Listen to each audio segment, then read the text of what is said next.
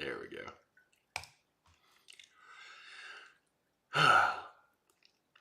All right, Rick. I sent you the ad copy, so if you want to go ahead and read that for us, you know the drill.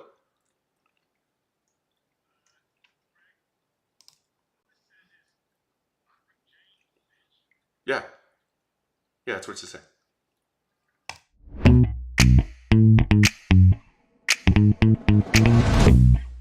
Subscribe to Simply Bitcoin. All right, welcome everybody. Welcome in. It is another episode of the Meme Factory podcast. This is test stream number 49. This evening, we are joined by none other than Richard James. Richard is a director, filmographer. How would you describe yourself, Richard?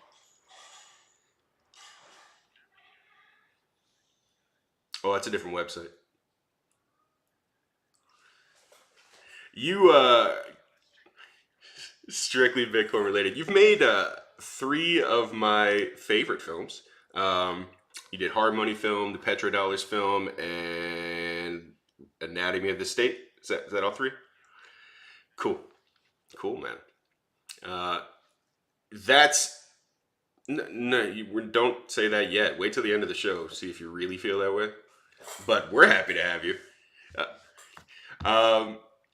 If you can, I know I just gave a description of who you are. If I missed anything, can you give anything to our viewers about who you are?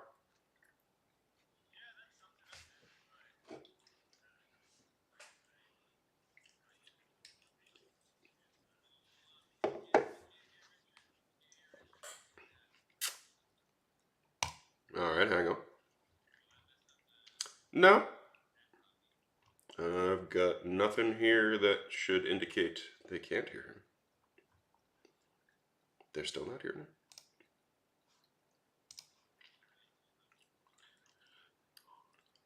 Richard on me is Roski fail. Sound. Everybody's saying sound.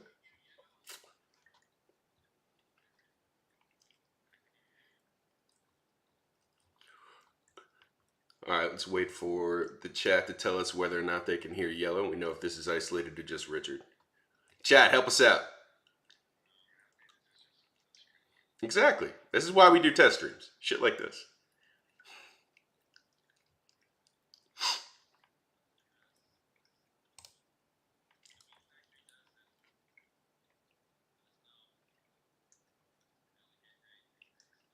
All right.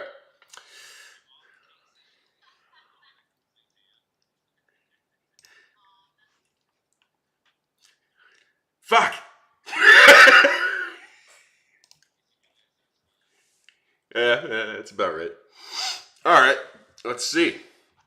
Good. Richard, can you do me a favor and talk out and look at these levels real quick?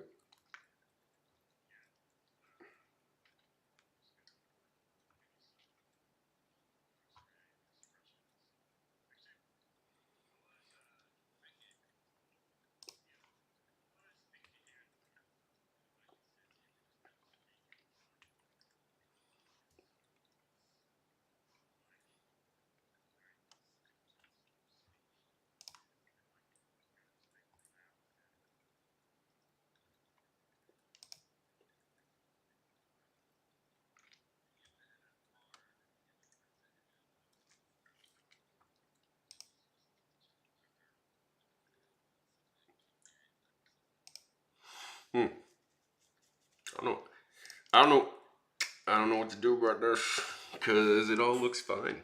Shit.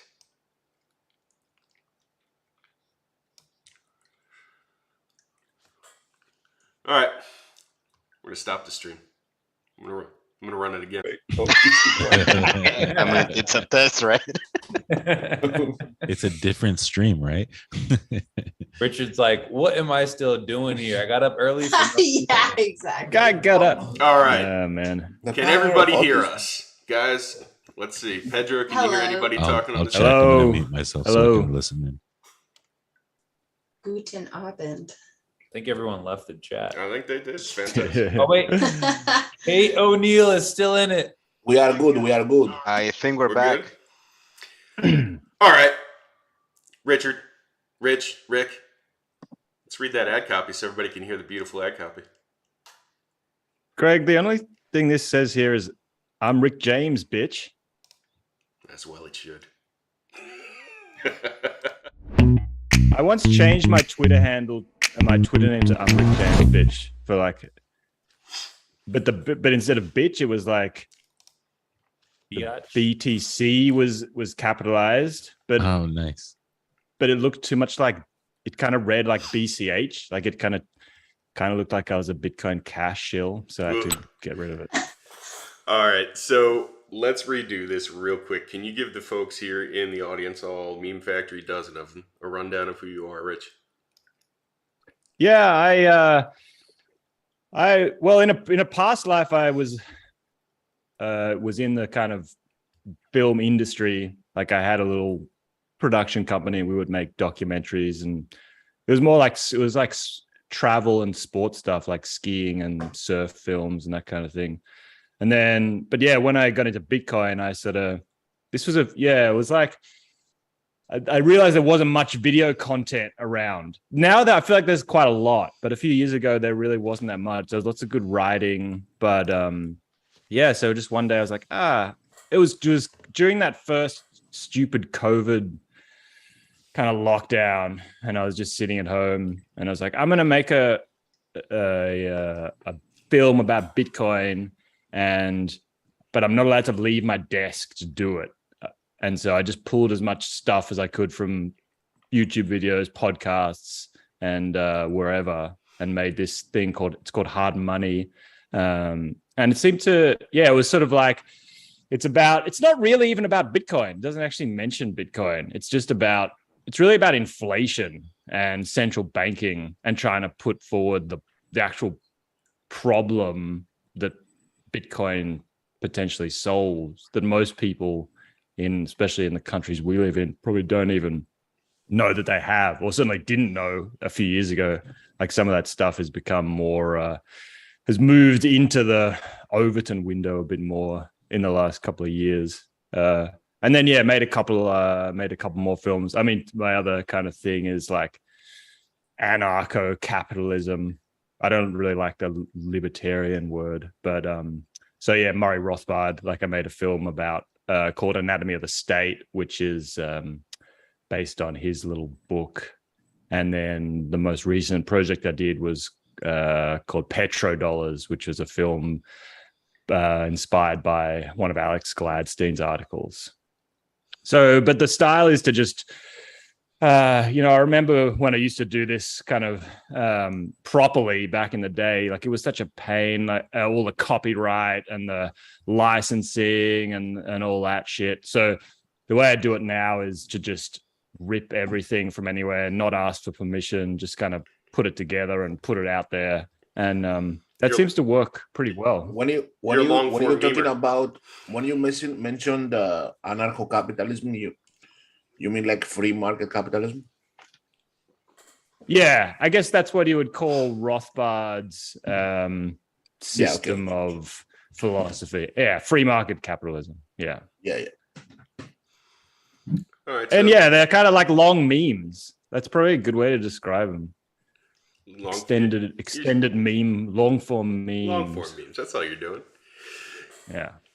Well, what drives you? I imagine it's an automobile.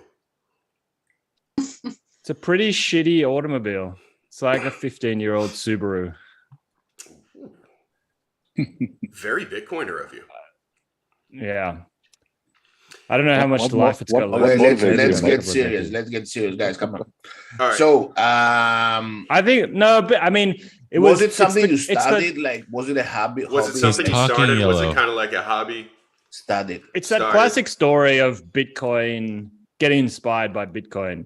Okay. Like I went down the path of, a more normal career and family and stuff, but got interested in Bitcoin a few years ago, and then, you're listening to so many hours of podcasts every day and reading everything, and just had this desire to. It was like I wanted to explain it, not because I necessarily thought that I had something original to say, but like to get it straight in my own head, like to feel like I just to understand it, like understand money and understand, even though I'm not a technical person from a computer sense, like try and understand the cryptography and all that stuff. But I've always been like a bit of an economics nerd. Like I studied economics at school and at college, but sort of the way it was taught was the classic sort of Keynesian garbage, and I couldn't really. I didn't really know why I didn't like it at the time, but I just didn't like I wanted to like it, but I couldn't. So I sort of just dropped out. And then, I did the whole gold bug thing and sort of found Austrian economics that way. But was relatively like the whole 2017 Bitcoin market passed me by. I heard about it, but just figured it was some internet Ponzi. And then it wasn't. Yeah, so I was a bit late to the party. But once I, found out about Bitcoin and read the Bitcoin Standard, I was like, this is the answer to everything. And then I sort of couldn't stop thinking about it for the next 4 years or 3 years or whatever. So you came in a bear market. I'd say we're probably in another bear market. Are you familiar with Yellow's rules for how to behave in a bear market? You better remind me. Best hear from the horse's Yellow? mouth. Okay. Wait, because I'm eating. I send you guys what I'm eating in the chat. Do you have your notes, Yellow? Yeah, wait. Get my notes. So, if you're experiencing the bear market and it's your first time, or you want it to pass more calmly for you, I have 3 rules. It's very simple. First rule is obviously we stack, right? We got to stack. The second rule is we're Bitcoiners, so we fight. Just find a body and start the fight. And it's more fun because you rise the saltiness levels, and you fool also the algos, and the algos are like, oh, those guys are very salty. Maybe this is the bottom, and we fool them like that. And you pass the time very pleasantly by fighting your body. Right. And you tag me, right? You tag me because I want to laugh. And the third one is the most important one is build. Now you're gonna ask me, Yellow, I don't have like talents, what to build, whatever you want. But also, if you don't want, just don't, and just tweet about it. Just tweet about building, and that's the same thing. And those are my 3 rules. Back tweeting. So now that you know the 3 rules, Rick, what where do you imagine? I imagine you're already stacking. Do you have a fight in mind that you're thinking about starting yet? Well, the thing is, I agree with everything Yo said, but I sometime at the end of last year, I was like, man, I need to take a Twitter break, and it was mainly because the whole COVID thing was like every time I would log into Twitter, I'd just get angry, and I just found it. I got to the point where I wasn't, and I would start arguments with all these normie people, and it was just, I was like, I need to take a break. So I just logged off from Twitter for a few months, but then the whole crash happened. I was like, oh shit, I better get back on Twitter because I don't want people to think that I just disappeared for the bear market. So I just come back and just like, oh, okay, these are the fights that's going on. So I've just been getting the lay of the land and deciding where to insert myself. My problem is that whenever I make all these projects, as soon as I make a project, one of the most important person in the project goes and gets themselves canceled, and then the thing becomes irrelevant. Like Petrodollars is really Nick Carter, and now no one's gonna want to. And then the same thing happened with Breedlove. I'm like, damn it, you guys, can't you just stay relevant for a few more years? You've got Guy Swan in there though on all 3, I think. So I think you're good. You brought up something that I was hoping to touch on. It must have been pretty surreal to touch where he inserted himself. Shut up, Greg. Oh, he's not. It must have been pretty surreal to be on with Jordan Peterson. I'm curious on if it was surreal. Was it surreal, or was it just in the moment you guys did it, and it happened, and It was. Yeah, it was that was funny the way that whole process was kind of weird, the way that I like how I sort of stumbled my way into that. I sort of feel like, you know, the meme where there's the guys in Hold on. tuxedos standing around one with and they're like shaking hands, and one and then there's a gorilla like a monkey in the conversation, and I sort of felt like that because I just remember Valis put out a tweet about wanting to do a Bitcoin book club on Jordan Peterson. He's got this book called Maps of Meaning. Like it's not the book that people read. It's like some giant tome with all these weird stuff. It's fantastic. Yeah. So, and it's great. But yeah, because Greg and I did one of Valis's. He had this Bitcoin book club thing going for a while. And Map it's is like, not yeah, the what? Yeah, the map is not the territory. And but I went to John. I was like, man, I want to get in on this. Like, this sounds cool. Like, I really like Jordan Peterson, but I hadn't actually read the book. I just watched some lectures, and I was like, oh shit, I better read this book now. Yeah, And it's you like don't want to be unprepared for that one.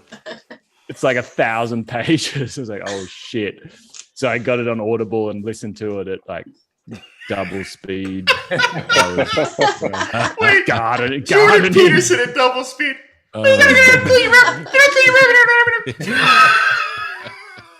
And then yeah, Valis came back. He's like, oh yeah, like Robert Breedlove and Gigi are also in on this. I was like, oh shit.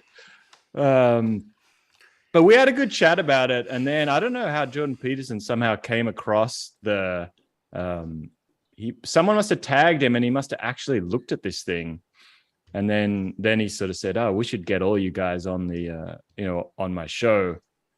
And so yeah, and that took a few months for that to actually transpire. But yeah, I remember that it was, yeah, I actually got kind of nervous. And then because of the time difference, it was like 5 a.m. here or something. So I sort of tried to go to bed the night before, and I was kind of anxious, and I sort of tossed and turned. And then it got to like 1 a.m, and I still wasn't asleep. I was like, well, this is not going well. And so I sort of tuned into this conversation, like having not slept. And it was like this 3-hour thing. So, and they went pretty deep about some stuff. But yeah, I was about to say, at least it was like a light, like a light. Just a light. Yeah. Just light. Simple sort of lobsters and, you know. Mm-hmm. But and since that time, like I've sort of even gone further down the Jordan Peterson rabbit hole. Cause like, yeah, he sort of, cause one of the, cause yeah, he's an interesting guy. Like he's a fucking smart guy. And he sort of, and everyone was like, oh, Jordan Peterson's going to become orange pilled. And wow. And cause he spoke to Seyfriedin, who also did a good job. But I don't know if he's kind of, yeah, it's not that he's not interested, but he didn't, like, I wonder what he really thinks about Bitcoin and Bitcoiners. I don't know. Yeah, because he never like properly took the orange pill. He sort of just took it all on board and was amenable to it. And then sort of just kept on doing his thing. At least he didn't. I think that fight back against it, right? Because that's what happens a lot of times. Is you get some guy who's famous, they'll talk to Bitcoiners, and then all he wants to do is fight against it, and then we just meme him to death. So I think that's absolutely like it takes. You're time right. to You're right, understand. Sean. He did 99% better than any of these famous, important people who get introduced to Bitcoin. He didn't let his ego get in the way. He just asked questions, and was open and asked good questions and the right questions, and you could see his mind. I just think he's too like he's got to talk to his audience, right? Like he can't come out. Like too much of what we're always talking about is about wealth and like generational wealth or building wealth or whatever. That's just not his audience for the most part. It doesn't seem like. Yeah, but I feel like the group John assembled for that, even though I know everybody loves Breedlove these days, the group he assembled for that did a really good job, you included, connecting Jordan Peterson talking points to Bitcoin talking points, mainly insofar as how it relates to truth and value. And those things, I think, definitely rang home with him. And then there's that famous quote, or that was not a quote, there's a famous clip of him getting it with Safe, where he's like, He's that's one of my favorites.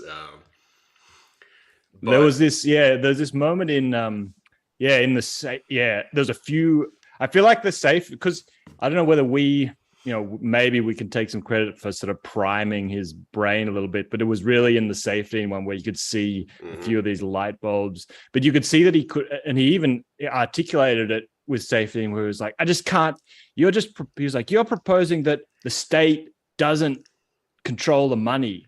And he's like, I never even, he's like, I don't have a problem with that, but like, I never even thought that would be possible. Like, that's just so radical. I just can't even believe it. But I feel like it is relevant to, to his body of work to a certain extent. But he's also got his whole philosophy.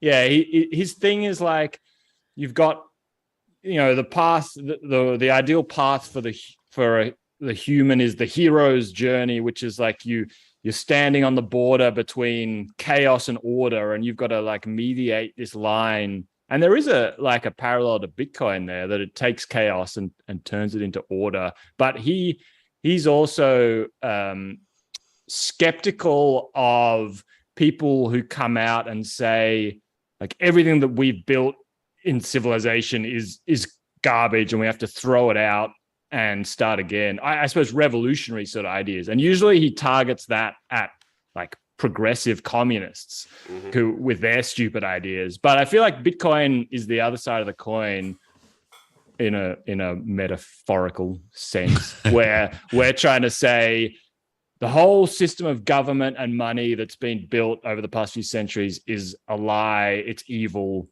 We got to throw it out and start again. Whereas he would sort of say, well, be careful what you wish for. How like the lives that you guys live in modern society, like how bad are they really? Like, we've done a lot of things right. I think, he's wary, I think, of any kind of revolutionary idea, I suppose. Well, anybody coming to you telling you that they have a salve for all of your problems, he's gonna take that with a grain of salt and try to pick it apart. And we do sound insane. Like, I did listen back to that when I listened back to the interview. Like, even though Gigi and John and stuff, they're very smart people. Gigi's they still sound. Well, he did go insane. Yeah, by his own admission. So, yeah, I do imagine that we, if you're confronting these ideas for the first time, it's like, who are these people? It's not comfortable. But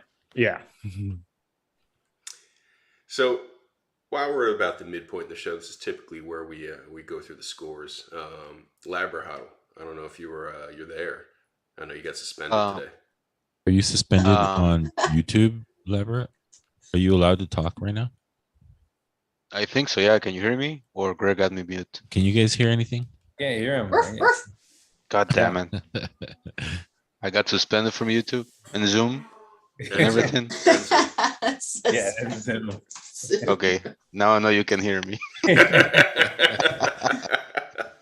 What up? Don't forget to give Rusty a score. He said he's listening. No participation, no score. It's not how this works. Yeah, these are participation trophies. He's not participating.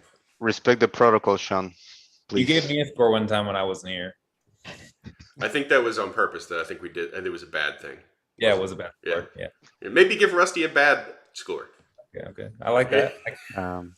Okay, I'll think about it. Okay, scores for the show tonight. Rick, so you got the best score we ever had in the show, so you got the pi number. I'm going to read it to you. It's so how many decimal places? Don't. I have 1 million for now. I still keep adding numbers. So I'm going to read it if that's okay with you. No. He said yes. Okay. No. 3.14159265358 Mute the dog. Mute the dog. 979323846. Labra, square. I, Square, want, Labra. I have like square. Desi from the Itsy Bitsy Motherfucker, Spider. every time. All right. But you muted me. What? No, nobody muted you. No. That was a Okay. wonderful score. I'll keep going because I lost the track where I was. Wait, there's other people that need scores. Anyway. Yeah, it's You other better people start that over. need scores. Yeah. What? Oh, Rusty's coming in just to get a score. Raise your hand. Raise your hand. Thank goodness. Hey Rusty. Rick, how does it feel going from Jordan Peterson to us? Man, it's I think at least you guys understand Bitcoin. You've got that over Jordan Peterson. Thank you. Silver lining. I don't have to explain Bitcoin to you guys. Yeah. None of us here are running Ledger Live, so. That's a joke. All right. That look on Sean's face right now. I got Working pawned on in it. the- Yeah, me too. Me in the too. Ledger hack. Lab, are you done with Because scores? I was a Oh, no. Rick was yeah. sharing. Oh, go ahead, Labra. Yeah, we got to let him Yeah. finish. Sorry. Yeah. Pedro, because you're talking too much today, I'll give you a Lion King in VHS. Okay. Sean, you got a basketball documentary in Betamax. Yellow, you got a panini with pineapple juice. Marcus, you got a Barney in Blu-ray. Okay, Yay. because you're a kid, we all know that. I love it. Becca, you got a professional camcorder for some reason. Greg, you got a casting couch similar to what Rick has on the back. Okay, cool. And Rusty, because you're late, I'm going to give you Plan B. a paint. Oh, Yeah. get a A paint of- subscription of to a Plan dog. B's quant Yeah. service. Thanks, Yeah. Pedro. No problem, Rusty. Raise your hand, please. Thank you. Those are the scores for the night. I hope you like it. I think they're amazing. Rick, Thank are you happy with your score? Yeah, it wasn't quite accurate enough, but it was close enough. You know what? I'm sure Labra would be happy to DM you the entire score. Yes. Yeah. Yes. Ask Yellow. And while he gets started on that, if you want to, this is the point where you would want to give Becca your sandwich order. Yes. Oh, What would you like in your sandwich? I've missed this part of the show, when I've watched other episodes. Well, so every morning I make my son a ham and cheese sandwich for school. So maybe if you could just make that for me, like for the next 5 or 6 years. Each Oh. morning. Perfect. 5 or 6 On years it. straight of your son getting a ham and cheese sandwich. Hell He's yeah. delegating. He's Grab it. delegating. It's smart, man. It's smart. Beautiful. Beautiful. It's meal prep. It's called meal prep, Yeah. right? Meal prep. Yeah. All right. Steak and cheese sandwich. Noted. Cool. The Steak one and thing Great. he has I'll to do have for the his first kid. one there tomorrow morning. So, Richard, what's next, man? Are you working on something? Should we get excited? Is Well, it down the line? Is Before it he close? answers that, I already asked him this a couple weeks ago, and I don't know if the answer's changed much, but I know he didn't have anything yet, and I have a project to help him out. Oh, cool. All right. Do you want to launch into this? Yeah. All right. Wait. No, I want everybody to help me here. All right. Can we let him I'm answer? not helping you. We're gonna Can do we let round him answer if robin. he's got anything? No. Can we let him answer if he's got anything? That was okay. I won't do what you tell me. Yeah, I got nothing. I'm not. I sort of went a bit off grid, and I've been setting up a bit of a. I got a few acres here, so I sort of got some animals. Got some sheep and cows, some chickens, but they all got eaten by an eagle. No. Even the sheep. Whoa. Really? The sheep are the chickens, unfortunately, because I was letting them sort of free range out in the field. We have these giant wedge-tailed eagles. They're like as big as they're like 4 foot tall. They're ridiculous. Wow. No, thank you. So yeah, I've been doing that, spending a bit more time outside, like less time in front of the computer. But I sort of keep, the last month or so I've been getting a bit of an itch. You're spending time outside with those eagles going around? Well, I've been worried for all these years that the eagles were going to pick off my cat, but like he seems to be smart enough to like avoid them, but the chickens were not smart enough. No, they're pretty dumb. Yeah. So it seems like you made the films about the topics that kind of like blew your mind, or maybe took a little bit longer to wrap your head around. Are there any things left in Bitcoin that you say like, whoa, it's still like, I don't fully get it, or something I want to dig into deeper? Tiny. I think the this idea of proof of work, I think, is one of the more interesting topics that I'd like to look into more, like Gigi's idea of proof of work, and like Sean said, like the map is not the territory, and how Bitcoin uses proof of work to, it's the only system that we've ever conceived where you can look at a piece of information and make a conclusion about reality without having to trust anyone. Right. But the problem is, when it comes to like the film medium, it's really hard to, once the ideas start to get a bit sort of esoteric, it becomes really difficult to actually represent it with images. And I had that problem with a few of the projects, whether it was Anatomy of the State, where it's like some political philosophy, or even in Hard Money, where it's some economic concepts, and you're sort of scratching around for some kind of visual representation. But I feel, and the reason that I did the project about petrodollars, because it was like grounded in a real story, like in history, and there was all this archival footage and stuff like that. So that came together really well. But I feel like proof of work, like something about proof of work, or some of these more technical Bitcoin concepts would be hard To visualize, yeah. One of the things I love about Gigi is that he says, if we are living in a simulation, then Bitcoin's proof of work is the one thing that will break it, right? Because you cannot. Yeah. It would break the matrix. Right. So what's the trick when you have those like kind abstract meanings, and you trying to like give them some like simplify them for the public, for everyone who's watching your content? Like, are you focusing on the people and the impact they have on the people?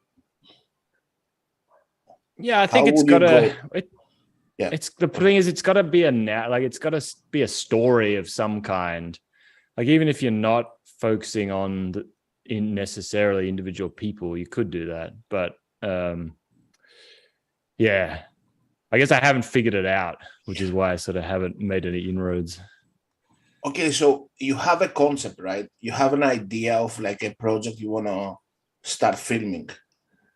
How do you start? Like, what's the first kind of steps you do? I'm trying to figure out your process, like, because we have an idea. We hear, like, you see us like a puppet, a basketball guy, Becca, like a potato with headphones. Like, you see us here, right? Like, we live on Twitter. We see something happening. We make something very quickly. We respond, and that's it. Like, there is some thought to it. There is some humor to it. There is some talent to it, but it's very, very small, like the attention span, and it's very quick, like, but your spontaneous projects, yeah, exactly, your projects like are very are bigger, like you got to think about it. How do you start that process? Like, how do you go? It starts with the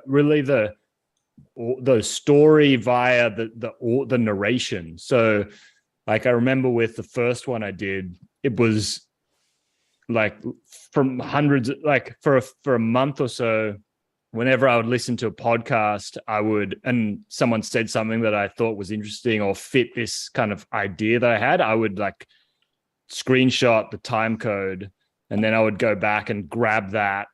And so I had like a couple of hours worth of on a timeline, different clips of people saying stuff. And then the next step was to put them into some kind of sensible order where it told a coherent story. And then it was like, okay, now I've got to add the imagery on top of that. That's kind of the way the process works. Okay, so you do make bigger memes. Are you or have you gotten any pushback on? You say you just kind of take the content like we do. We'll get DMCA strikes on Twitter for that stuff. Do you do you see anything coming your way like that? Yeah, well, certainly not obviously from the people, like if I'm ripping stuff from a Bitcoin podcast or no one seems to care, everyone's very happy to share their stuff. In terms of other copyrighted things, no, I've never had an issue. Most of the stuff is pretty obscure, like it's usually old videos or cartoons or whatever. I used a song from and most of the music is stuff I've kind of got a hold of, either from it's open source or maybe it's from friends or whatever. I did in one, I think in Petrodollars, used a song from like the what are those Clint Eastwood Western films? Good, the Bad, the Ugly. Spaghetti Western. Yeah, those ones. There's like an Ennio Morricone score, and that exactly. That got flagged by YouTube. Corleone. Yeah, and so they but there's no problem. Like all they do is they just won't let you monetize it through advertising. And I mean, shit, I'm not going to earn any money out of it anyway, so I don't care. But at least they don't take it down. But then the other annoying thing is they because the way I would do it is put it up on YouTube, put the video on YouTube, but then create a separate website and embed the video. And so if I'm sharing it on social media or on Twitter or whatever, you share the website link. But they age restricted the petrodollar ones, which means you can't embed it. How just stupid happen? Little stuff that I don't know. I still don't know what. Maybe it was because there's a bit of some sort of gruesome clips here and there, something like that. That didn't work that bad. But I've never had a copyright. Never had a real copyright issue. Okay, you gotta try that. Did you have that classic like shot of the white bird in the sea drowning in oil? No. Okay. Like from an oil spill? Yeah. That's like a classic. Oh, for petrodollars. Okay. Yeah. Yeah. Exxon. Greg, what was your idea that you wanted to? Yeah. Okay, I wanted to do some free form word association. I was hoping we could all just throw words at you and see what you said about them, and maybe that could help kickstart your creative process. That sound good? Yeah. All right. Fight. Build. No, you gotta let him answer. Oh, sacrifice. Oh, so I've got to.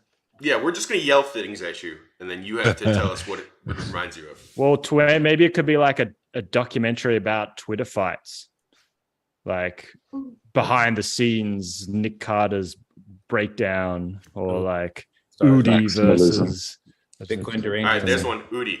BDS. Nick Carter. More BDS. I still like Nick Carter. Even though I'm necessarily not on his side in this current spat, but it's a set.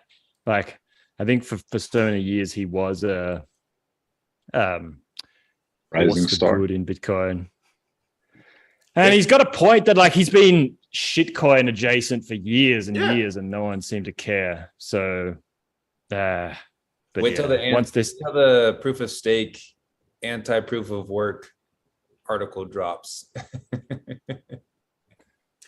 All right, how about pi? There's no, but yeah, pi. Yes. Well, like that's this idea of like, and you get it a bit in the Red Bull. Oh shit! Sandwiches. Maybe do you reckon Autism. I could do a product placement deal, and I'll be like, "Hey, Red Bull, like I'll share with you of my 3 cents of ad revenue." I've tried, from man. They're YouTube." very difficult to do. Cows. Oh shit! Cows. You don't even drink Red Bull every day. Shut up, Becca. Wow. All right, so I think we're about to win. I this could do a fight. cow. You could do a cow. I could do a Wow. cow. A whole You didn't cow? let me finish. The cow didn't let you finish. The whole cows and Bitcoin thing. The like regenerative agriculture Yeah, and where Bitcoin fits into that. That's a cool idea too. Texas Slim Oh, Texas Slim's Yeah. a good resource. and Dave Bennett. And David Bennett and She. I don't know if you talked to any of them, do you, Richard? Yeah, no, I've just listened to a few of the podcasts, but never talked to anyone about it. Yeah, all three of those guys are fantastic resources when it comes to regenerative ag. How nice. about the psychological impact of like a person doing the same thing over and over again, even though he doesn't want to do it, but he has to do it because 4 years. like, that's what Non-stop. he is. Kind of masochistic. How about that? I mean, he made a commitment. That's proof of work. Sucks. Are you familiar with what he's talking about? I don't know what you're talking about. Who wants to give this rundown? I don't think Yellow should do it himself. Yep. Becca, you do it. Am I singing the song or what? No. Yeah. What's the situation Yellow's describing? Sing the song. So Yellow has decided that he's the prophecy in Bitcoin, and we'll play Don't Stop Believing until we hit 100,000. And now we're never going to hit 100,000 because he plays this song every day 3 times over.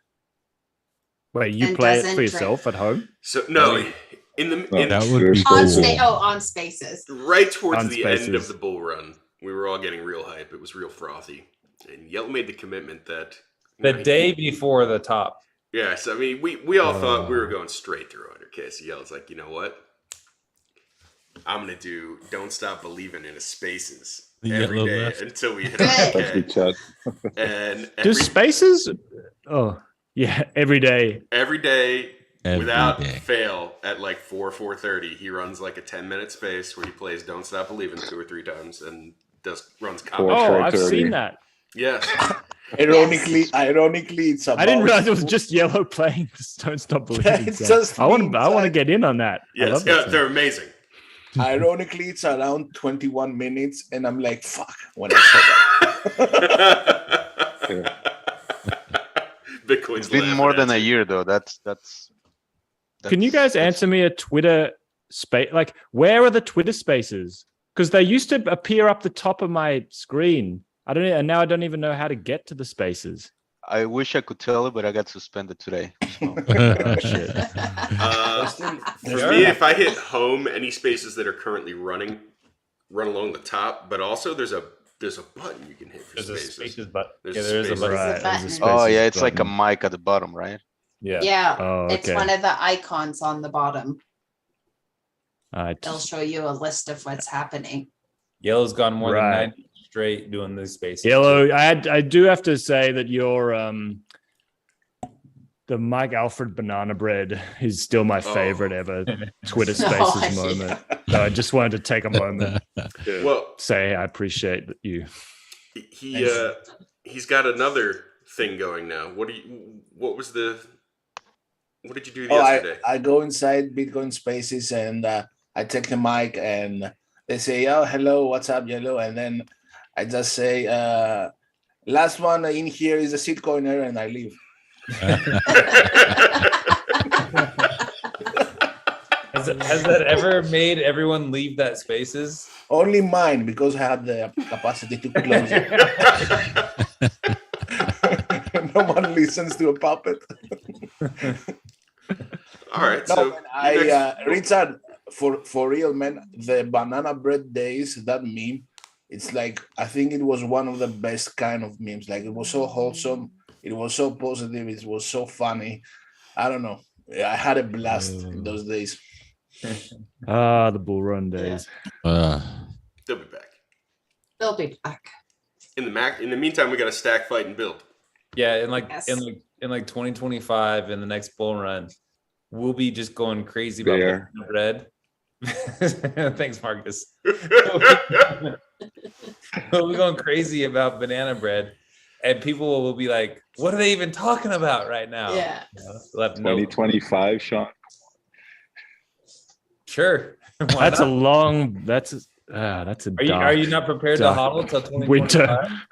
Are you not bullish enough to hodl that long? Yeah, Marcus. Fucking bear, Sean. Marcus Yellow, is a child. He just doesn't have that developed yet. I love that Marcus calls everybody a bear and then calls the drop. I didn't get you, Pedro. Sorry. And then you call the drop on Bitcoiners guy. You Yeah, called it, dude. You did call it. He's playing both sides, so that he's never Unlike on the losing side. Plan B, my models are correct. Yeah. Ooh, Shots fired. wrong. We're all blocked anyways. All right. I'm Keep it. actually not blocked for some reason.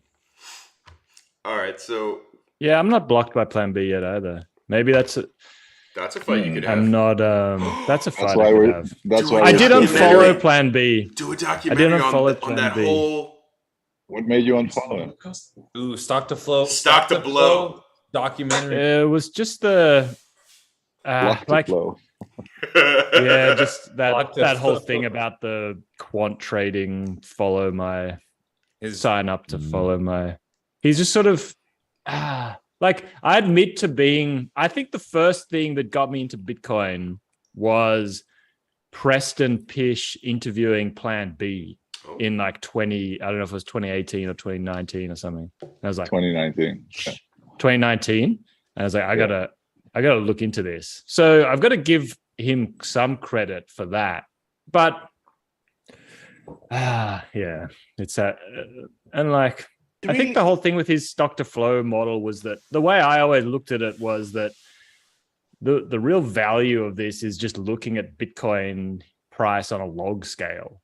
Like forget about the like all you need to do is look at that chart and you're like, oh yeah, I see what's going on here. Forget the stupid formula. But like everyone, I probably am guilty of getting carried away in the last It really didn't bother me that he said like a referee, to be honest. Like, isn't he a trader? Did he like always traded? Yep. We all know that. So what's the bad about that? Well, if it's his job, he's telling people that they can make 100x on their Bitcoin on the reference link. Yeah, but he's a trader. You know that, right? Yeah, So but people don't. I don't know anybody that was mad about the ref link. It was just the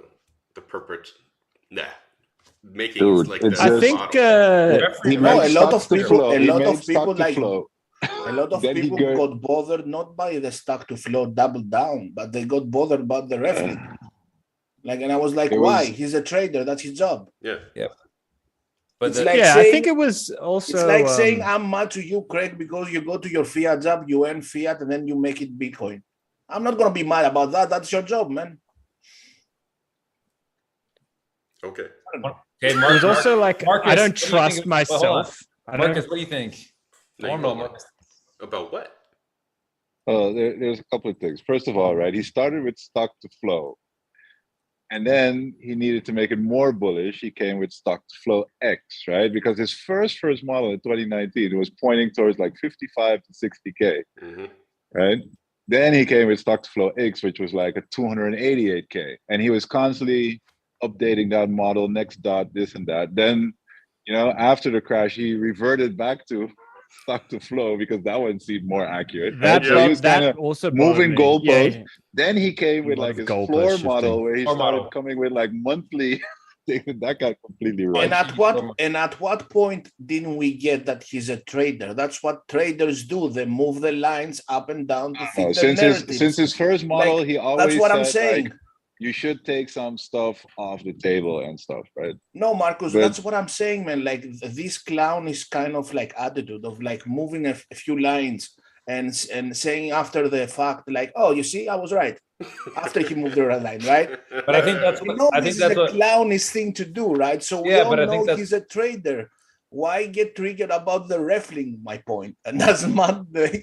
Yeah, I just think that it was just a cherry on top, man. It's like and it was also that like he quit his day job, you know, like right as we were like busting through 50K or something. And now it just seemed like he did a little like greed love thing, you know, like where probably money got tight or something. I don't know. It just see this guy deteriorate. It's just funny. Anyway, Labrahuddle, you have a question? Yes, Richard. What other rabbit holes have you explored other than Bitcoin? Thank you. Well, so I went down this. This is my it was Bitcoin. The Bitcoin rabbit hole led me to the sort of anarchy rabbit hole, which is like, so I became obsessed with this idea of sort of could a society, like the fundamental question of like, can humans organize themselves without a monopoly on violence? Like that is, I think, the most interesting question that I've come across, because I've the last 3 years I've been shouting since I've been blue in the face that like government's too big, like inflation is theft, taxation is theft, but then it's like there's also this question of if you had the opportunity to press a button and like literally destroy all sort of centralized power structures, would that be a good thing? I think the answer to that is no. Like you wouldn't want to do that because it would leave this power vacuum. But it's more like, but even in theory, could it work? Like, could the world that Rothbard puts forward, where you've sort of got private companies providing security and having this balance of power, would that lead to? It's like, is violence a natural monopoly? Like, is it that you do want someone to monopolize violence because that leads to the most stable outcome? That's like a rabbit hole I've been going down the last few years. And then Rothbard, I thought, had the best answer to that. But then I went down the Jordan Peterson rabbit hole, and he has this thing where he's like, because Rothbard's whole philosophy is like, we can build a system of ethics that's purely deducible through reason. Like we can use reason and a logical process of deduction to build our ethical system, which is like, this is morally right and this is morally wrong. But then Jordan Peterson, who I don't know if he's ever heard of Rothbard or not, he comes in and says, you can't do that. Like there's no way to bridge the gap between the world of facts and the world of ethics. Like you can't go from a what is to a what should be by a process of reason. And that's this old philosophical conundrum that was made famous by, I think it was David Hume. So then like the Peterson rabbit hole made me start questioning the Rothbard rabbit hole. And like I got myself in a real state of confusion, to be honest. But I'm still certain about Bitcoin. Like that's the one thing that Bitcoin's still the solution, as long as you accept.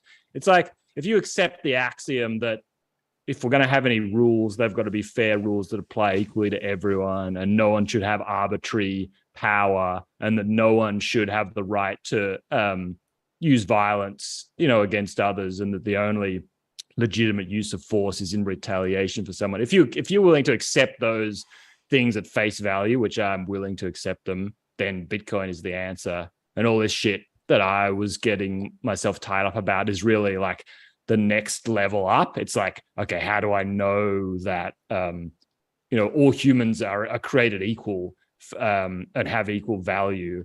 Like say that, the founding of the United States is based on this principle, and all the arguments that I was getting into were like, is that a fundamental truth, or is that like, how do we actually get to that?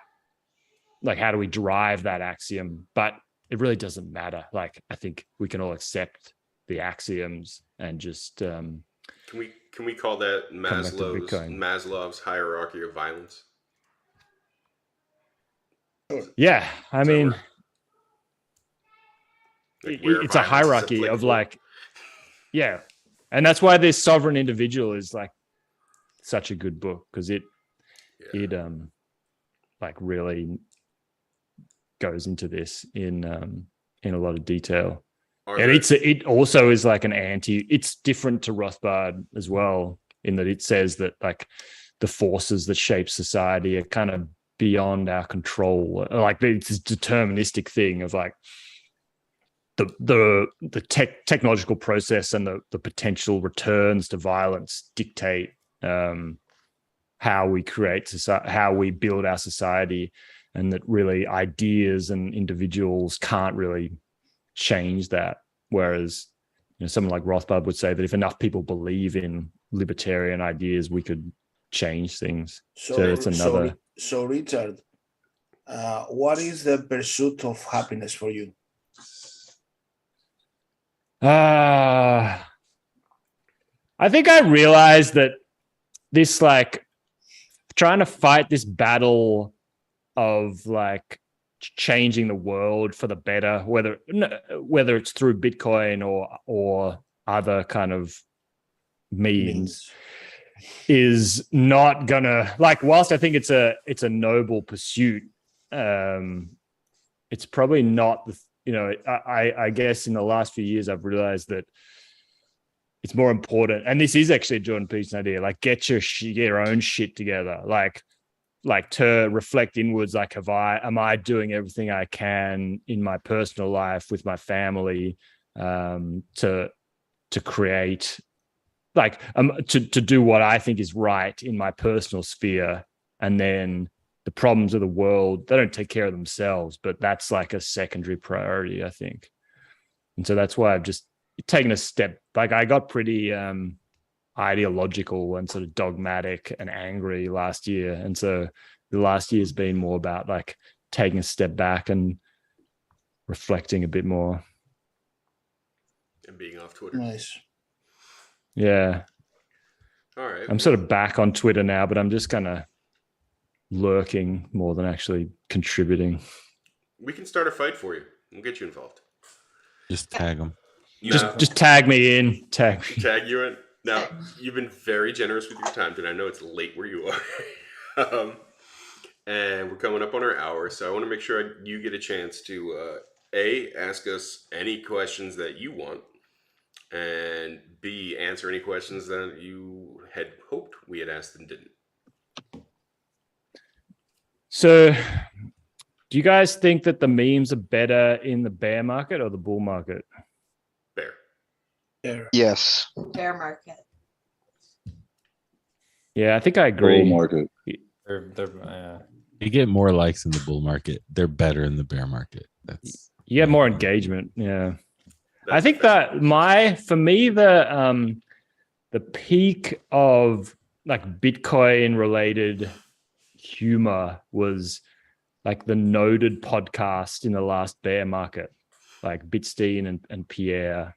I think that, that was good. Well, they're just smart motherfuckers. They're just yeah. So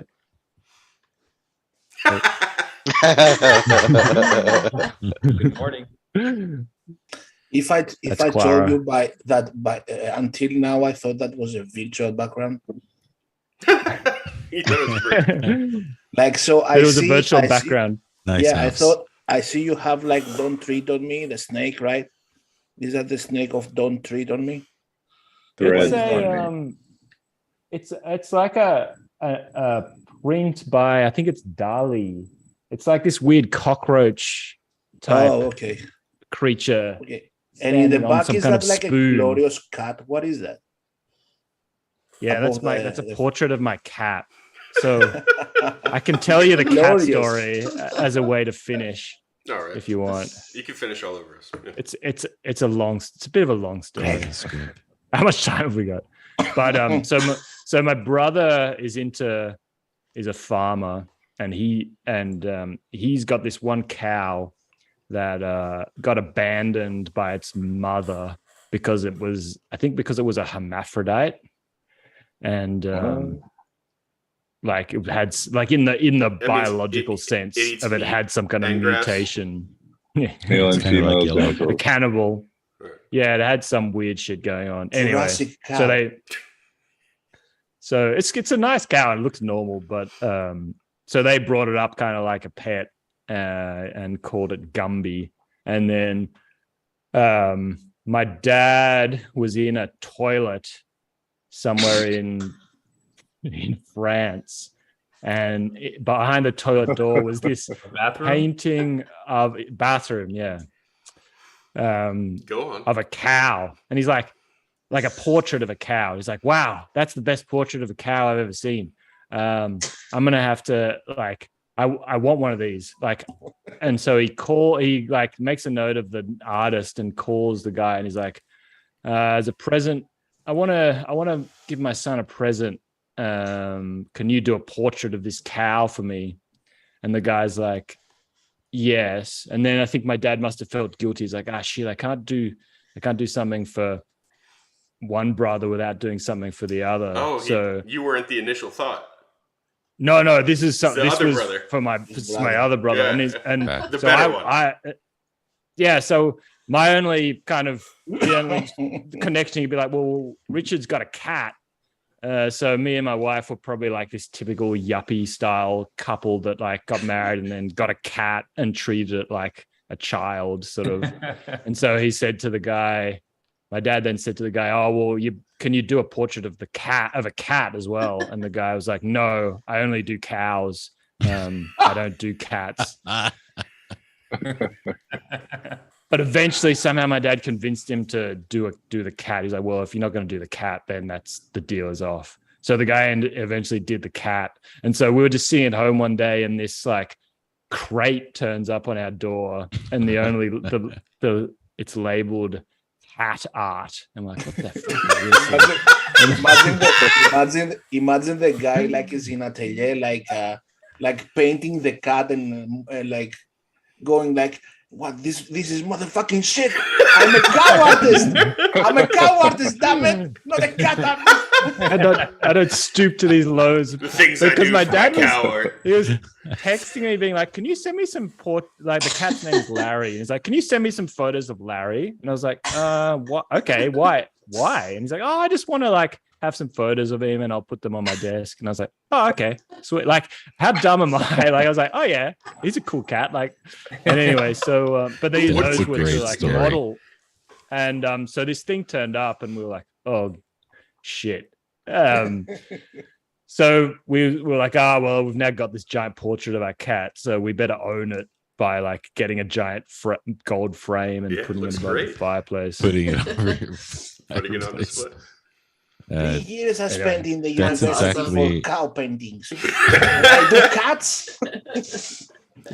They are good cow paintings. Yeah, I imagine they are. The cat's pretty darn good from here. Yeah. All right. So, which one of us is RD this evening? Did we settle? Becca's turn. It's Becca's turn. All right. My turn. Yep. Here we go. Okay. Hold on. I need to get the notes. RD sent them to me. Okay. So. If the meme factory did exist, but we all know it doesn't, who would you like? Who would you retweet? And who would you mute? Oh, of you, I've got to pick out of you guys? Yes. Yes. Don't say more, yes. You, Greg. He just called you more. Just don't pick Greg for any of these. I'm gonna Mute Greg. I'm gonna mute Greg. Oh, wow, I didn't expect that. I'm gonna retweet Marcus because I like his memes. And I'm gonna like Yellow as a banana bread tribute. Hey. Yo. Bravo. Nice. Made my day. Thanks. So, you're muted, Greg. Unmute yourself. Does that mean Greg can't talk anymore? For Twitter. Yeah. All right, good. All right, so next up, and Who's asking Sean question? yeah, I don't know who is asking Sean's question. Yeah. I think it's Sean's turn. I think it's Sean's turn. I could ask it, or someone else could ask it if they wanted. First of all, when are you there?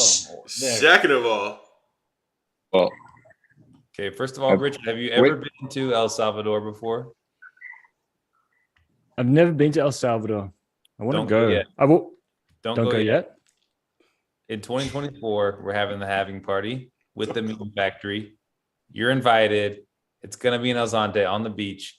Block height 840,000. Be there. Roughly. Be square. Be there. Be an altcoiner. Show up. Bring your wife. Bring your daughter. Bring your cat. Bring the cow, and it's gonna be a blast. I'll be there. Yes, Don't know sir. about the cow.